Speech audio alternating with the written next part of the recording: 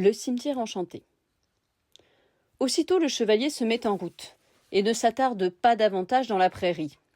Mais la jeune fille ne reste pas en arrière sans profiter de son escorte. Tous deux s'en vont en hâte. Le père et le fils les suivent de loin. Ils ont chevauché à travers un pré fauché, et il est midi quand ils découvrent en un très beau site une église avec, derrière le chœur, un cimetière entouré de murs. N'étant ni vilain ni sot, le chevalier est entré à pied dans l'église pour prier Dieu. Et la demoiselle lui a tenu son cheval jusqu'à son retour. Sa prière achevée, il revenait sur ses pas quand il aperçut un moine très âgé, venant à sa rencontre. Arrivé près de lui, il le pria très poliment de lui dire ce qu'il y avait là, car il ne le savait pas. Le moine lui répondit que c'était un cimetière, alors il reprit. « Conduisez-moi là-bas, et que Dieu vous assiste. »« Volontiers, Seigneur. » Alors, il l'y emmène.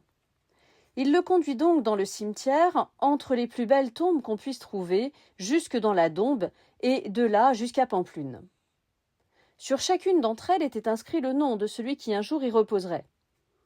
Lui-même commença à lire ces noms les uns après les autres, et put déchiffrer. Ici reposera Gauvin, ici Loholt, ici Yvain. Après ces trois noms, il lut ceux de beaucoup d'autres chevaliers d'élite, parmi les plus estimés et les meilleurs de ce pays et d'ailleurs. Parmi les tombes, il en découvre une de marbre qui semble comme œuvre d'art, la plus belle de toutes. Le chevalier appelle le moine et dit « Les tombes que voici, quelle en est la destination ?»« Vous avez lu les inscriptions, répondit-il. Et vous avez compris ce qu'elles disaient. Vous savez donc bien ce qu'elles veulent dire et la signification des tombes. Et la plus grande que voilà, dites-moi, quelle est sa destination ? Je vais vous l'expliquer, répond l'ermite. C'est un tombeau qui surpasse tous les ouvrages antérieurs. Jamais on n'en a vu un aussi richement sculpté. Il est plus beau à l'intérieur qu'à l'extérieur. Mais abandonnez l'idée, qui ne pourrait être par vous réalisée, de regarder l'intérieur. Pour le mettre au jour, il faudrait 7 hommes des plus robustes et des plus grands, afin d'ouvrir la tombe, car elle est recouverte d'une lourde dalle. Oui, sachez bien, c'est une chose certaine, il y faudrait 7 hommes plus forts que vous et moi. Il y a une inscription qui dit « Celui qui soulèvera cette dalle, à lui tout seul, libérera ceux et celles qui sont retenus prisonniers en cette terre dont nul ne peut sortir. » Même clerc ou gentilhomme, une fois qu'il y est entré. Nul n'en est encore revenu.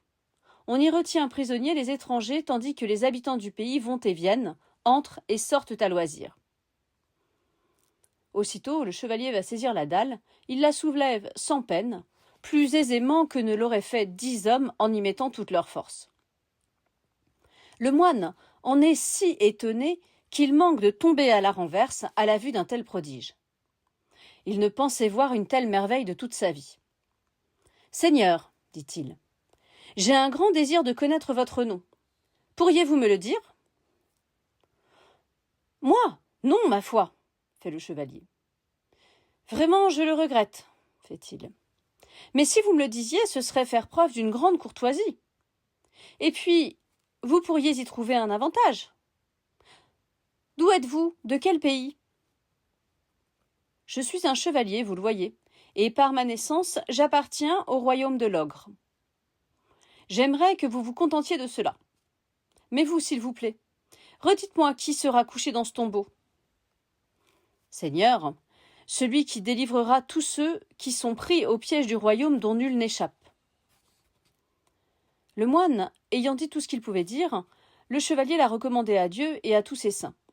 Ensuite, il est revenu à la demoiselle, accompagné par le vieux moine aux cheveux blancs jusqu'à l'extérieur de l'église. Les voilà revenus sur la route, et tandis que la jeune fille remontait à cheval, le moine raconta tout ce que le chevalier avait fait là-bas, la priant de lui apprendre son nom, si elle le savait. Elle dut lui avouer que non.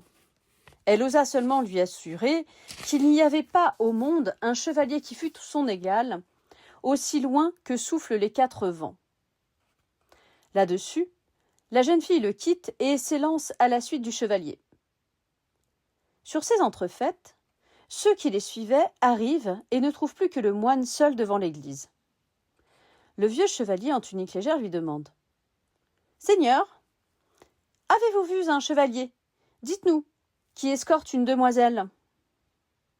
« Je n'aurai pas de peine, répond-il, à vous dire toute la vérité, car ils viennent de partir d'ici. Le chevalier est allé là-bas, et il a fait quelque chose d'extraordinaire, car il a, sans se donner aucun mal, soulevé la dalle qui se trouvait sur la tombe de marbre. Il va au secours de la reine, et il ne manquera pas de la secourir, ainsi que tous les captifs. Vous le savez bien vous-même, puisque vous avez souvent lu l'inscription qui est sur la dalle. Jamais n'est venu normalement au monde, ni n'est monté en selle un chevalier de la valeur de celui-ci. Alors, le père dit à son fils « Fils, quelle est ton impression? N'est-il donc pas d'une valeur exceptionnelle celui qui a accompli un tel exploit? Tu sais bien maintenant qui avait tort de toi ou de moi. Je ne voudrais pas pour la ville d'Amiens que tu te sois mesuré à lui. Ce n'est pas faute que tu te sois démené avant qu'on ne réussisse à t'en détourner. Maintenant nous pouvons rentrer, car il serait bien déraisonnable de notre part de les suivre plus avant. » « J'en suis bien d'accord, répond-il. Les suivre ne nous servirait à rien. Puisqu'il vous plaît ainsi, rentrons. » Il eut bien raison de repartir.